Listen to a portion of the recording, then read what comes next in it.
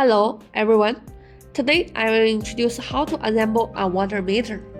The assembly process of a water meter begins with the core mechanism, which is the heart of the device. Workers start by carefully fitting the impeller, a crucial part that rotates as water flows through into its designed position. Next, the counter are connected to the impeller. Then the filter is installed.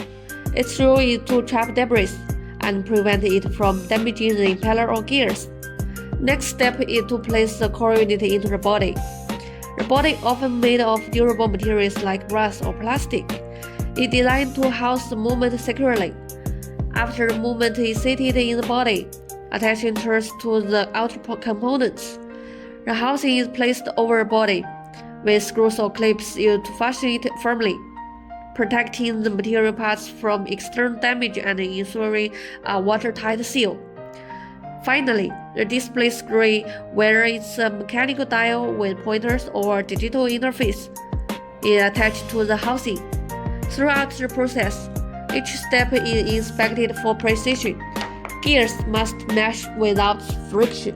The filter must fit snugly.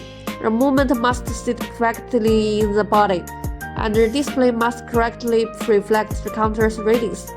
Its careful assembly ensures the water meter works reliably, providing accurate measurements for years to come. Thanks for watching.